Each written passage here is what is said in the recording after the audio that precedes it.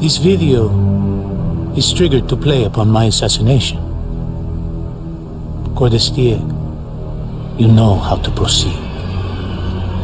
My death will shine light upon ubiquitous darkness. In this video, I will discuss the cult of Cordis Die that was started by Raul Menendez in Black Ops 2, from how they formed to their motives to what happened to them in military capabilities. So with that being said, let's get into it. Cordis Die is a revolutionary cult who is the main antagonist in Black Ops 2 and is used as a front by Raul Menendez to get his revenge on the US for the assassination of his father and the death of his sister, but he also hates all the strong governments across the world, which is why he targets them too. Cordis Die officially became active on June 22nd, 2014 as a social networking political movement. Popularity of the group spread rapidly due to the charisma of its unknown leader, but obviously in reality it's just a narco-terrorist, Raul Menendez, who's the leader of the organization. Now Cordis Die's motive is publicly portrayed as an organization fighting for the globally impoverished people, and this is exemplified by the riots it crowdsourced in both Iran and North Korea and places all across the world. Not to mention how Cordis Die's leader, Raul Menendez, had a very troubling childhood in Nicaragua, and the same with Javier Salazar, so it would only make sense that this would be his main demographic, being the lower to just poor class of people, just because he relates to those people way more than the middle class and obviously the rich people. So this is how the 1% live. Hey, what do you figure it costs to spend a weekend here? More than you make in a year. No shit. No wonder Menendez rallies so much support.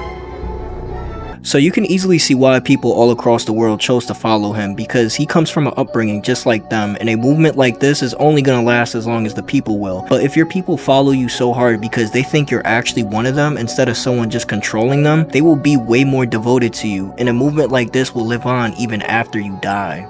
Just really think about it, because Cordis Die, and this is for the people that don't know, have 2 billion active followers across the planet in Black Ops 2. So you cannot tell me these people do not think Raul Menendez is not one of them, because ain't no way in hell this revolution would have 2 billion people in it if there was even some doubts about him in general. So with that being said, his rough upbringing and close relation with the main demographic in Cordis Die, you could really see why all these people, or 2 billion people, have chosen to follow him, even so much as North Koreans starting a riot in their country, because we all know that means death where they come from. So that by itself should tell you how the rest of the organization views him. And just like it says right here, they viewed him as a messiah or the savior of the people. Now let's talk about Cordis Die's extensive military capabilities with 2 billion followers worldwide and vast material resources.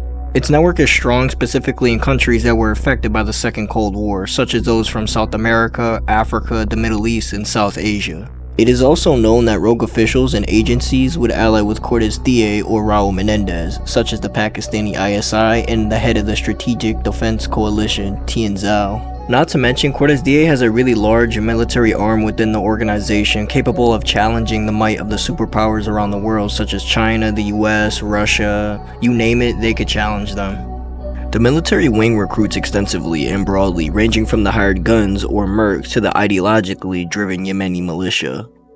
Now, just comparing the two, the Yemeni militia are way more undertrained compared to the mercs, as troops can be seen just spraying their guns from the hip constantly throughout Achilles' Veil, compared to the mercs' way more disciplined style. Another thing that really supports this is the mercs are always doing the more important attacks, are guarding the more bases / locations required for Cordis Die, which makes more sense because they were trained better and just are more efficient overall. Another valid argument you can make for the mercs is that you just see them way more overall than the Yemeni militia as well, so there's that. Because the Yemeni militia only show up a couple times in the campaign, where the mercs kinda just show up everywhere. They're basically the main armed force in Cordis Die. The wealth obtained by Raul Menendez through drug and weapons trafficking has allowed Cordis Die to arm itself with a large advanced military arsenal, which utilizes unmanned weapons such as claws and drones. Cordis Die is also capable of constructing secret high-tech installations and bases around the world in places such as Myanmar and Haiti, which provides sites for constructing weapons, aided 3D fabrication and automated manufacturing, and advanced technology such as optical camouflage and the new rare earth element Celerium, which offers a huge technological advantage. These capabilities allow Cordis Die to engage in multiple successful major conflicts, including crowdsourcing major riots in both Iran and North Korea in 2014 and wiping $1 trillion off the Chinese stock market while successfully placing blame on the US in 2021. rare earth elements. Whole fucking world runs on this shit. Who controls all of it? China. Now the mysterious Cordis Die social network has crowdsourced simultaneous protests in both Iran and North Korea. Never seen in public, who really is the leader of Cordis Die? He's known only as Odysseus. I told JSOC, but they were too busy. See, the drone race had started.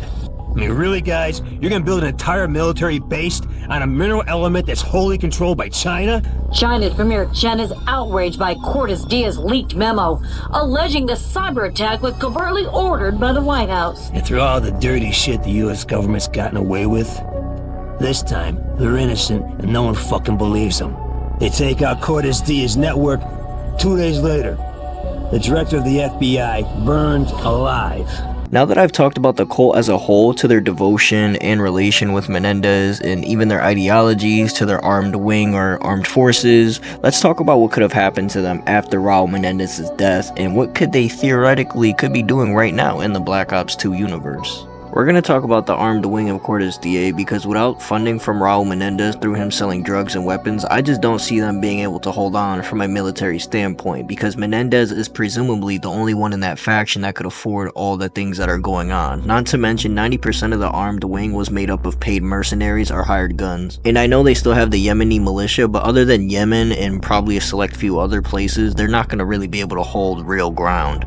So really, just taking that into account, they don't really have a military at this point at all. Let me touch on the majority of the cult members, or the non-military personnel, basically just the regular people rioting or protesting. This goes back down Menendez related to his followers and how his followers related to him, and basically that translates to him having diehard followers who are 100% devoted to his cause. This would mean even after Menendez's death, there would still be a strong presence of Cordis Die, albeit without much of a military. Riots would still be occurring, and seeing how Menendez might become a martyr, this will only make those riots and what's left of his followers even more devoted and continue his cause. So to summarize, they would not dissolve at all, they would continue, just without the money and power Menendez brings and without the military. And that might be kind of boring, but honestly it makes a lot of sense going over everything that we've gone over. So if you have anything else I could have touched on, please drop it down in the comments. Other than that, thank you so much for watching.